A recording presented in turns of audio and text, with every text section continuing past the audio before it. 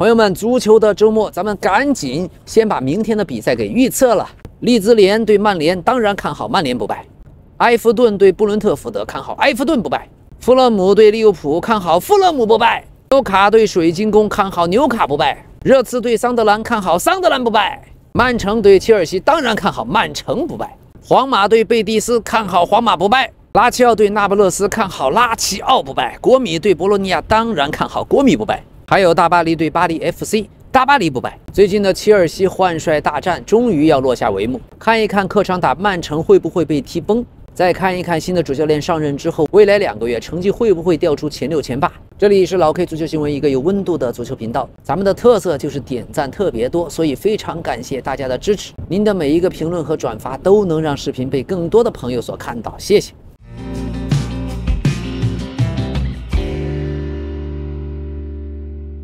今天阿森納坐鎮客場對伯恩茅斯，這場球真的不好踢啊！果然，比賽的進程和結果也是阿森納終於3比2小勝伯恩茅斯。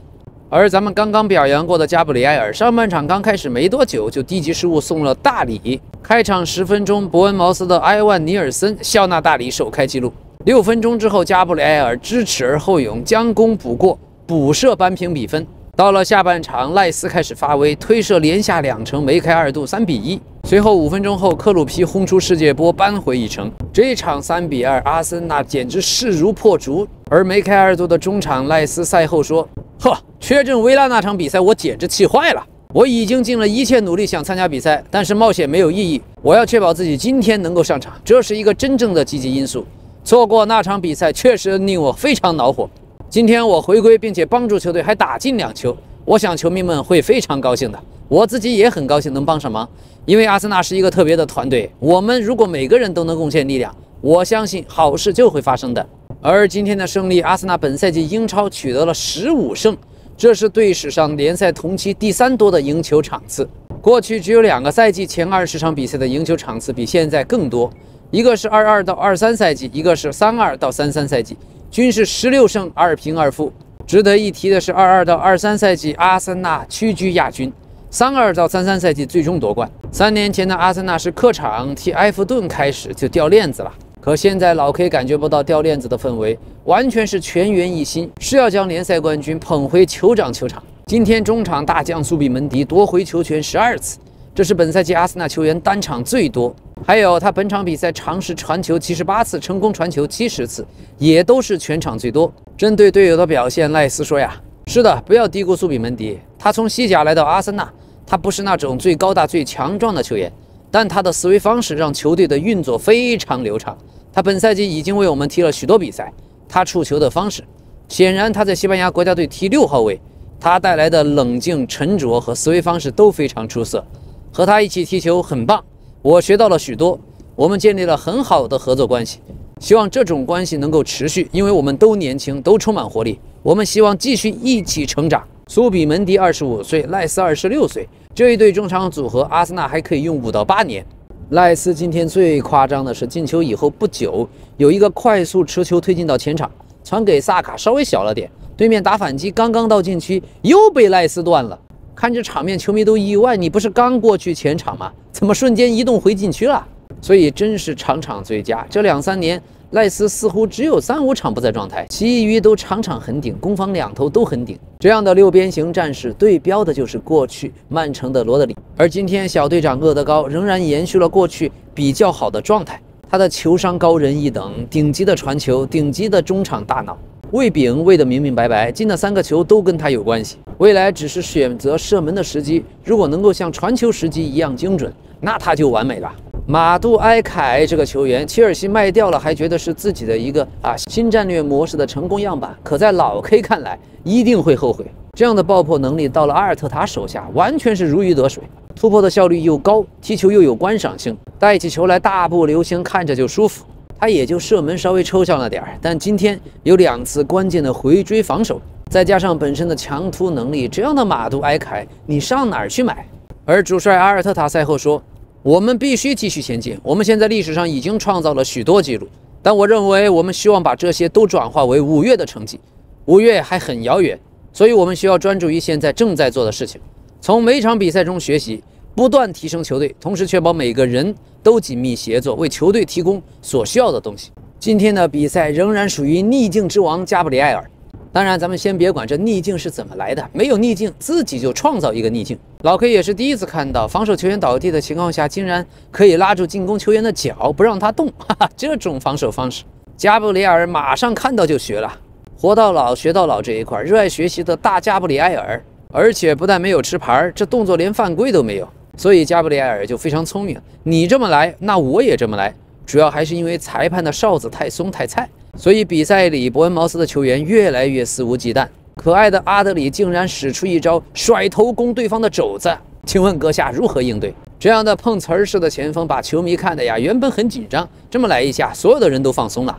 也許就是前鋒阿德里看到裁判的判罰偏向自己球隊，所以想賭一把。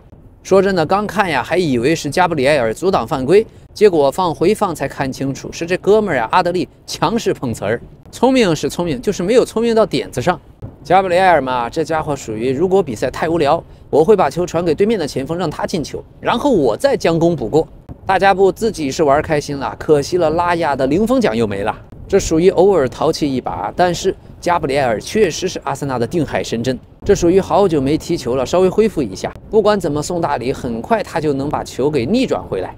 熱蘇斯被兩隻手拉着腳踝都沒有吹犯規，塞門約背後拉住賴斯也不吹。這裁判吧，你說他要是偏幫伯恩茅斯，可最後一攻又不給櫻桃軍團，所以主要還是英超的裁判水平就那樣，6個字，能不吹都不吹。英超裁判所謂的控場，總是能在你不起眼的地方給找補回來。好，比賽中熱蘇斯的狀態和身體條件呀，確實不能跟澤凱賴什比了，已經跑不起來了，而且觸球和技術的感覺也不行，沒有起到中鋒作用。澤凱賴什別的不說，起碼支點作用和對抗還是很強的，這方面比過去阿森納的中鋒們還是要厲害一些。澤凱賴什這球員呀，在阿森納確實有些委屈，沒有多少數據，但只要他在場上一拿球，肯定會吸引3到4個後衛。賴斯今天的進球，他就功不可沒。老 K 覺得，就算哈弗茨後面回歸，澤凱賴什仍然是鋒線上鐵打的首發。主要有他在，阿森納左右兩邊打的就比上賽季舒服太多了。而不管是梅里諾、哈弗茨還是熱蘇斯，都沒有這個作用。澤凱賴什在禁區裡長期能夠吸引對方2、3個防守隊員，給隊友創造的空間就太大了。今天他的發揮就比熱蘇斯好得多，除了有些拿不住球，其他都可以。今天阿森納陣容中卡拉菲奧里的作用太大了。而因卡皮耶專職本身是踢中後衛的，在中場目前經驗還不行，不是那種特別聰明的球員，就希望能夠通過經驗的積累慢慢開竅吧。但總之還是比斯凱利好一點。因卡皮耶主要踢3中衛裡的左中衛，這個球員不能急，但凡要給他3年的時間，以後啊一定是阿森納的中堅力量。阿森納現在的球員啊，必須要提一嘴廷貝爾，因為只要廷貝爾和賴斯拿球，老 K 就感覺特別放心。球到了他們那兒就是2個字：穩健。非常的冷靜，無與倫比的氣質，再加上廷貝爾的搶斷一絕，永遠在看上去 50-50 的情況下，突然來一腳，直接就把球給控下來了。他在右路全攻全守，穩得一匹。這孩子過去剛來阿森納就遭遇到重傷，可上賽季打了27場首發，本賽季已經打了17場首發，已經找到了自己的狀態和感覺。2025年阿森納球員的出场次數排名，賴斯是56場第1。然後是門將大衛拉亞的55場，然後是梅里諾的53，特羅薩德的53，第5名就是廷貝爾的50場。前幾天 Score90 公布了根據他們的數據統計選出來的2025年5大後衛。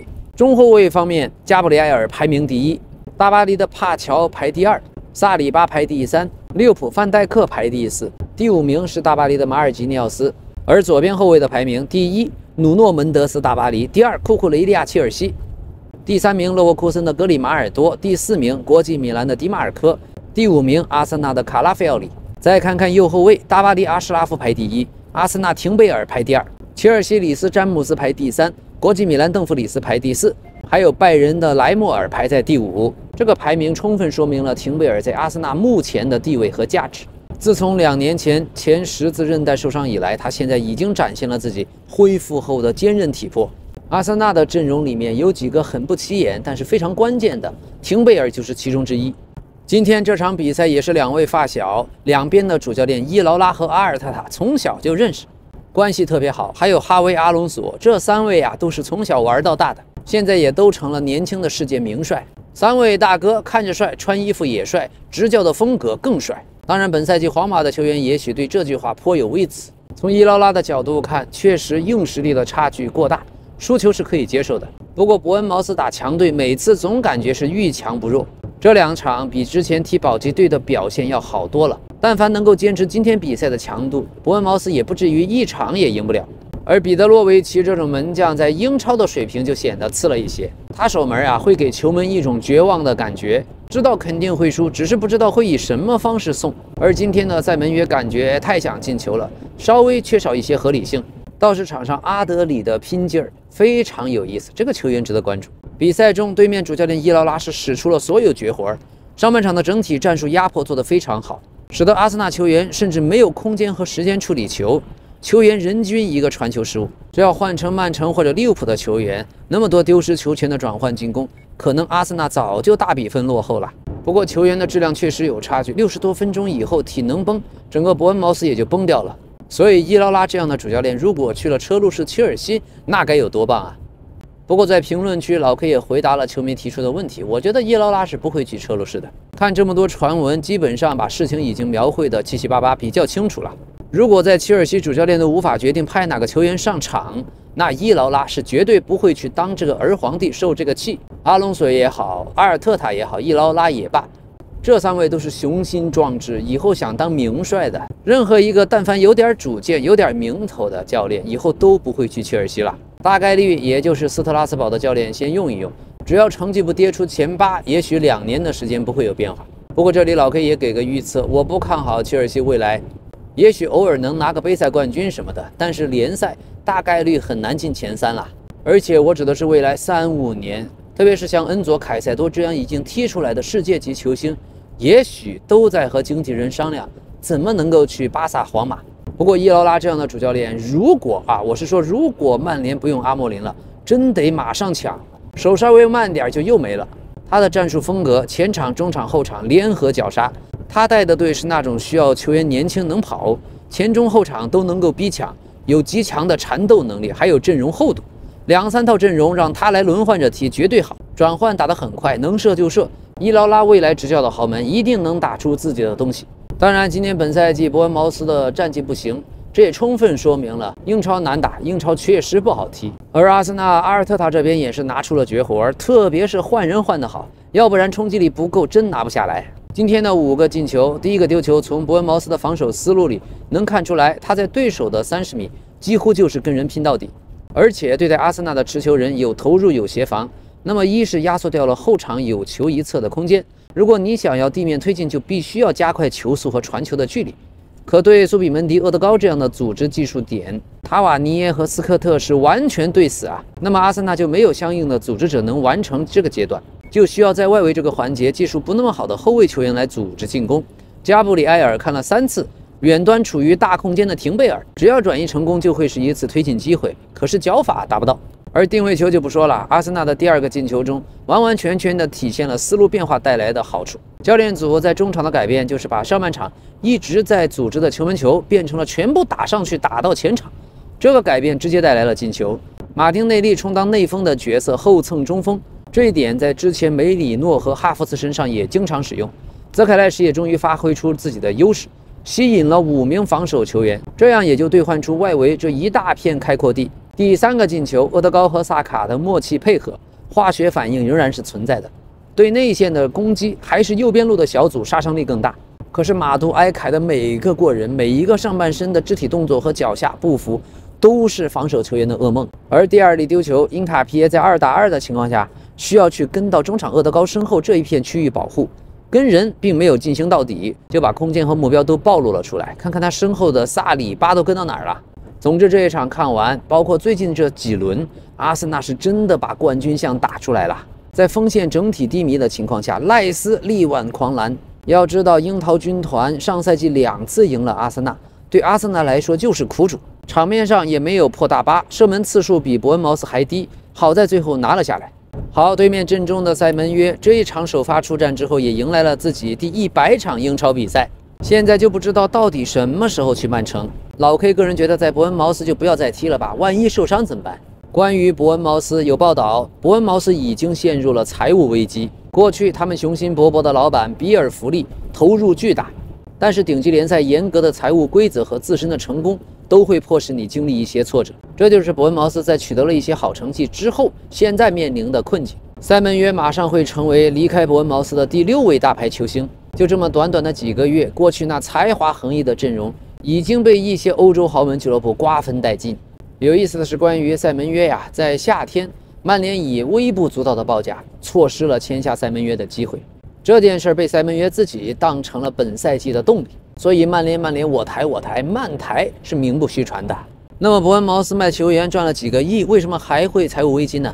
主要是他的底氣太不足了。他是英超最小的主场，所以比赛日的收入也最少。最近又新建了訓練基地，哪兒都得花錢。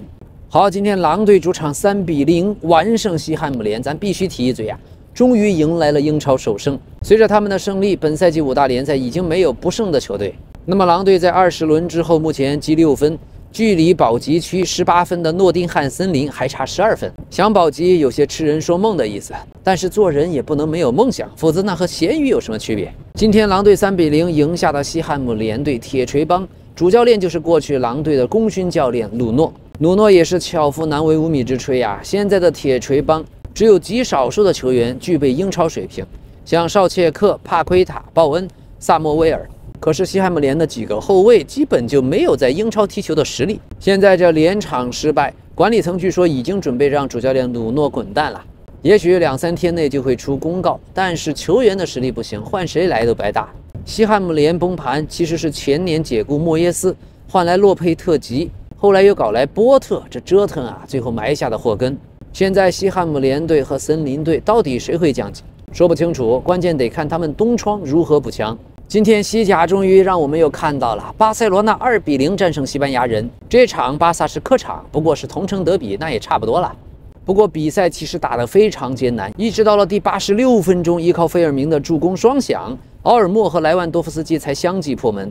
而且比賽中，巴薩的門将霍安加西亞還奉獻了多次精彩撲救。這場勝利後，巴薩迎來各項賽事8連勝，繼續穩居西甲榜首。在先賽1輪的情況下，已經領先皇馬有7分了。霍安加西亞從西班牙人隊轉會到了巴薩，西班牙人的球迷也好，管理層也罷，都憋着一肚子氣。可是沒有辦法，西班牙人的球迷也只能崩潰。續了一整場的巴薩球隊嘎嘎射門，前任霍安加西亞在對面各種逆天的撲救，到最後仍然被絕殺。今天西班牙人的機會雖然多，但就是把握不住。霍安加西亞確實神撲太多，真的牛逼。巴薩未來10年在門將這個位置是不用犯愁了。這一筆引援足以看出總監德科的水平，而問題依舊，巴薩的防線仍然是災難，只能靠守門員來兜底。前場首發的幾個球員，就亞馬爾的狀態還比較好，佩德里最近有些累，還得恢復。尤其是今天上半場，進攻幾乎全靠亞馬爾和孔德2個人，給費蘭托雷斯傳出了許多絕佳機會，全被停球停大送掉了球權。而今天替補上場打了45分鐘的费爾明·洛佩斯，確實這種風格在巴薩是獨樹一幟。巴薩缺的就是中路的突破手，他這樣的發揮在陣中目前是最具衝擊力的球員。再加上替補打了26分鐘的奧爾莫，一個無敵的10分腳射門，他的拿球選位、拿球的方式、技術是非常不錯，這都是優秀前腰的打法。巴薩有時候還是需要奧爾莫去串聯。而替補上來打了26分鐘的萊萬，家有一老如有一寶。其他的球迷我不知道，反正老 K 心裡啊，他永遠比費蘭托雷斯要強太多。即使今年是下滑吧，但一看进球也快上双了。本賽季萊萬的上場時間不多，在支离破碎的出场时间裡能夠如此穩定發揮已經不錯。這個賽季巴薩管理層和主教練都在明顯的去萊萬化。可是就今天進的這個球，90%以上的中鋒第一選擇絕對是地平球推射，可萊萬的選擇是輕輕一挑，這就是歷史級的中鋒啊！射門太有靈性，球商太高。你只能感嘆一個隊的首發和替補中鋒的差距怎麼這麼大，所以不得不擔心，如果幾個月後把萊萬送走，那麼巴薩的鋒線誰來進球？好的，至此巴薩已經連續39場西甲比賽取得進球，已經是目前5大聯賽現存最長的紀錄，這也是他們自2013年10月以來最長的西甲連續進球紀錄。當年巴薩曾經連續64場西甲比賽取得進球。而弗里克來了巴薩之後，這2年的戰術風格跟过去最早瓜迪奧拉如果比，關鍵就在於弗里克從來不會因為對手弱就刻意放慢節奏。一旦上了費爾明，下半場從第50分鐘開始，巴薩每次進攻回合的回傳球不超過3腳，必定是快速直傳對面的核心區域。無論你想不想擺大巴，都會被拖入弗里克這種瘋狂的互捅的節奏。所以弗里克為什麼能永遠不被零封？很大一部分原因就是這種進攻提速之後的持續性，這跟最早傳統的傳控是截然不同，甚至可以說是完全相反的。現在弗里克已經率領巴薩參加了86場比賽，和他過去執教拜仁的場次持平。勝場方面比拜仁時期少了6場，進球數則少了12個。那什麼原因呢？德甲弱唄。西甲這邊好歹還有馬競和皇馬。另外一方面就是雙方的後衛水平不同。當年帶拜仁帶的是什麼後衛呀？你巴薩現在是什麼人在踢後衛呀？什麼庫巴西、馬丁，還有阿勞霍，你踢得了後衛嗎？沒那個能力，知道吧？好的，另外巴塞羅那對陣同城死敵西班牙人，已經連續29場保持不敗，戰績是22勝7平。而6次精彩的撲救零封老東家之後，胡安加西亞也當選了本場最佳。奧爾莫最近傷癒復出就能建功，最近3次西甲出場都有進球。之前在對陣馬競的比賽打入1球，在對陣阿拉維斯則是上演了梅開二度。而對西班牙人這個對手，他是3場3球，比他對陣其他對手都要多。西班牙人也是奧爾莫在西甲生涯進球最多的對手。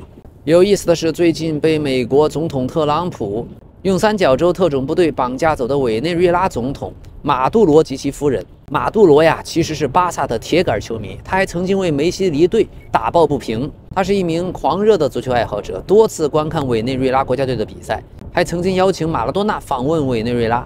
有一次在2020年，當時一位醫生拍攝的視頻裡面，馬杜羅還開玩笑地說自己即將成為巴薩的新援。他說：“巴薩他們已經叫我去參加巴塞羅那的訓練了，我就要加盟巴薩了。”隨後有人問他：“你要踢9號位嗎？”馬杜羅毫不猶豫地回答：“當然，我是球隊的重要補強。”後來在梅西離開巴塞羅那的時候，馬杜羅公開表達不滿：“他們對梅西做得太過分了，我和梅西一起哭。當我看見他流淚時，我也哭了，因為梅西是個善良真實的年輕人，是世界體壇的一大榮耀。所以拉波爾塔簡直說不過去，他們一腳把梅西踢走了。而梅西是一個如此高尚的人。”梅西唯一的願望就是在巴塞羅那足球俱樂部結束自己的職業生涯。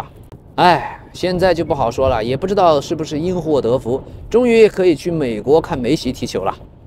好，今天的意甲比賽，尤文圖斯主場打萊切拿不下來，最後1-1戰平。上半場先是喬納森戴維在禁區的搶點頭球攻門，結果皮球被門將撲到立柱反彈之後又抱住，隨後坎比亞索的橫傳出現失誤，班達抓住機會兜射破門，反客為主。下半場開場不久，麥肯尼門前停球臥射，將比分扳平。第66分鐘，喬納森戴維還獲得了一次手球的點球機會，可是點球射門被門將用腿擋出，錯失逆轉機會。比賽的尾聲，伊爾迪茲還有調整的抽射打中立柱，奧彭達跟進補射，竟然把球打飛。喬納森戴維呀，奧彭達呀，這兩位身價加起來都接近1億的神鋒，可是究竟給尤文帶來了什麼呢？老 K 不敢亂評。只覺得喬納森戴維的大屁股確實很性感，可以干擾後衛的視線，可以出其不意。可惜踢點球的時候派不上用場，干擾不了門將。不過喬納森戴維是加拿大球員，老 K 也多少給點面子吧。本賽季尤文想進前3還是很難的，爭取保住歐冠席位就好。另外多說一句啊，我要是伊爾迪斯的經紀人，就算你給700萬續約，我也絕對不會留下。待在尤文圖斯未來10年不會有什麼冠軍和榮譽的。看尤文的比賽，伊爾迪斯確實高一檔，球商和各方面的銜接非常強。而尤文的圖拉姆嘛，真不如咱們國米的圖拉姆。這場比賽是尤文機會浪費最多的一次，對手的狀態和實力如此之弱，可是尤文的高射炮部隊全部放煙花。今天都已經1月3號了，還在慶祝元旦嗎？今天另一場比賽，阿斯頓維拉3-1主場戰勝諾丁漢森林。維拉太猛了，先賽1輪的情況下，竟然已經衝到了積分榜第2。本賽季拿前3已經是大概率。可即使在如此之強大的團隊，咱們曼聯租借過去的桑喬代表維拉出場了16次，仍然是0進球0助攻。他上次進球還是在去年5月。目前德轉方面，年僅25歲的桑喬身價已經從最高1.3億歐元跌到了2000萬。幾個月前的曼聯炸彈小分隊，感覺最沒有志向、最沒有出息的就是這個桑喬了。而維拉隊取得了各項賽事在主场的11連勝，是1990年以來队史最長連勝紀錄，真的猛，真的猛！最佳引援埃梅里，只是不知道未来的10年，埃梅里是一直終老在維拉呢，還是會去哪家豪門再試一試運氣？今天的比賽又是上半場補時階段，沃特金斯轟出世界波，下半場麥金完成雙響。有意思的是，沃特金斯和吉普斯懷特這倆終於想起來今年有世界杯了。按照這個速度衝刺下去，老 K 要是圖赫爾，我也會心動。而場上維拉球員卡馬拉的搶斷、攔截、反擊，合理性拉滿。上一場如果有卡馬拉和卡什在，維拉真不一定輸啊！這家伙攻守兼備，一回來，整個維拉的中場感覺就完全不一樣。所以曼聯的球探在幹什麼？要是老 K， 這家伙絕對要砸錢的。26歲、身高1.84米的法國後腰，可以說今年維拉能夠拿到第2，這樣的成績跟他的鐵閘鐵腰一般的表現密不可分。好，另一場英超，布萊頓2-0戰勝伯恩利。今天特有意思啊！波爾圖的一次公開訓練，19歲的小將羅德里戈·莫拉打入了一記精彩的半場吊射。於是丟了面子的隊長迪奧戈·科斯塔從背後對小將莫拉進行了一腳飛踹，力度非常大，險些將他踹倒。隨後莫拉回頭露出了無奈的笑容，周圍的隊友也跟着笑了起來。嘿嘿，這時候科斯塔才開始假裝幽默地解釋：不知道你們有沒有看到，我那時候正在把另一個球踢出去，要不然不會被他進那個半場吊射的。老 K 能看出來，這是玩不起了，有點惱羞成怒。這踹的力量真的是開玩笑嗎？怎麼感覺踹完他還指指點點的？球場上訓練中，如果但凡踢個屁股啥的，你可以說是開玩笑。這踹後背的動作太猛，看着就是急眼了。另外，今天在瑞士，梅斯隊有一名年輕球員塔西里斯·多斯桑托斯，他在瑞士蒙大拿星座酒吧的火災中被嚴重燒傷。而且經紀人透露，在球員成功逃生以後，發現女友仍然留在了火場，毫不猶豫立即重返火場將女友救出。經紀人說啊，他不僅是受害者，更是一位英雄。現在這位小球員燒傷面積達到了30%，程度非常嚴重，但是能夠自主呼吸，全身現在都纏着繃帶。父母已經到場。火災發生的時候，塔西里斯正在酒吧的1楼，他成功逃出了火海，但馬上發現女友還在裡面。未來小球員的恢復之路很漫長，因為燒傷患者最初的幾天對於預防感染和继發的感染至關重要。而現在所有的球迷，無論自己是哪個隊的球迷，都在深深的給他祝福和鼓勵。就不知道職業生涯會不會戛然而止。不過有情有義，這絕對是真男人。哈哈，今天還有一個關於英甲球隊布萊克普的新聞，特別逆天，有一位球迷訂了布萊克普的觀賽房。大家可以看圖片啊，這客房正對着球場，非常的舒服。可是比賽的時候，球迷卻被要求要拉上窗簾，說是比賽期間客房的窗簾必須要全程拉閉，這讓球迷錯不已。本來這兩位好朋友，兩個男球迷花費了130英鎊，入住了由俱樂部的球場舊董事包廂改造而成的客房。當時布萊克普隊對陣博爾頓流浪者的英甲聯賽德比剛剛打響，可是窗簾卻被要求要拉上。這樣球場的全景視野也就被完全遮擋。由於兩個人到場的時候已經遲到，他們先是隔着上鎖的觀賽房窗戶聽到了球迷的吶喊聲，隨後才發現球場酒店負責人留下的告知信。信中明確規定，為了遵守英格蘭足球聯賽和英足總的相關條例，客房窗簾必須從開球前1小時起就拉閉，直到比賽結束。哈哈，球迷就反映，這太離譜了，簡直荒唐。明明是觀賽房，卻不讓我們看比賽。我們當時理都不理，我們就開着窗簾看球，他們還能怎麼樣？我們就是衝着觀賽房才決定來這兒的。不管是在線預定的時候，還是到酒店前台辦理入住的時候，工作人員都沒有提過說什麼窗簾必須要關閉。更離譜的是，非比賽日的房價更便宜，也就是說，比賽日的房價是溢價的，肯定是付了高價的住客要看球的嘛。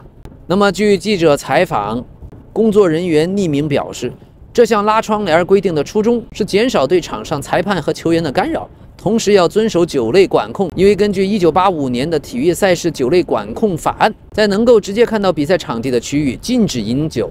但是觀賽房屬於私人空間，球場工作人員難以監管客房內的飲酒行為，所以才有這項規定。那麼這件事咱們一看就明白，大英帝國也有這種脫了褲子放屁的事兒，但估計沒有任何用這種觀賽房的球迷會理他所謂哦。球場管理人員留一封信也就意思意思，你聽就聽，不聽拉倒。結果就是沒有任何人可能會聽。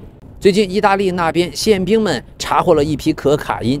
有意思的是，這批毒品都印上了尤文图斯的队徽，9公斤可卡因被分成了塊狀，每塊都印有尤文的队徽。這些毒品可以被制成6萬劑，價值高達80萬歐元。那麼，意大利的尤文極端球迷組織還是有個性的。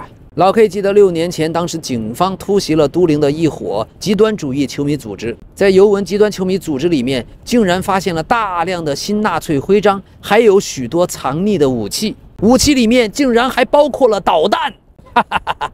再加上這一次尤文圖斯聯名可卡因，小意思，只能說明尤文球迷分布很廣，都是人才呀。好，最近有朋友在留言區問啊，印度足球怎麼樣？今天呢，印度傳奇的球星切特里聯名了眾多印度國腳，上書請願國際足聯，希望國際足聯能夠拯救印度足球。怎麼回事呢？切特里是这麼說的：印度足球管理機構已經名存實亡了，我們即將遭遇永久性的癱瘓，這是我們為了拯救印度足球的最後的努力。在此，我們呼籲非法要介入啊，要採取必要的措施拯救印度足球。希望我們的聲音能夠傳達到。這個呼籲無關政治，也並非對印度足球的對抗，我們實在是沒有辦法了。聽起來這或許太沉重，但事實上我們正在遭遇人權、體育和經濟方面的多重危機。很明顯，我們需要幫助啊！我們只想踢足球，請幫助我們實現這個願望吧。哎，怎麼回事呢？是因為印度足協沒有和運營方達成合作，同時也沒有任何公司願意提供幫助，所以所謂的印度足球聯賽已經停擺將近半年了。最早許多年前，印度是有2個足球聯賽，一個是富豪們自己搞的，相當於紈絝子弟鬥蛐蛐兒，那一個運營的還可以；另一個是國家官方的聯賽，挺垃圾，沒錢。在很長一段時間，富豪們自己弄出來的印度超級聯賽不被亞足聯承認，直到後來亞足聯才承認了印超是印度最頂級的聯賽。所以台灣也許不是全球足球最弱的地區，最弱的還得看南亞。好，大巴黎即將和巴黎 FC 在法甲迎來一場特殊對決，因為這2家俱樂部的主場僅隔一條街道，直線距離只有44米，這是真正的德比，真正的鄰里大戰。這被視為世界足壇距離最近的同城對決，44米，守門員一個大腳就能從這個球場開到對方的主場去。所以足球自有顏如玉，足球自有黃金屋。足球的故事很精彩，也希望你鎖定咱們老 K 足球頻道。朋友們，不要吝惜你的點讚、熱推、評論和分享，謝謝。咱們明天再見。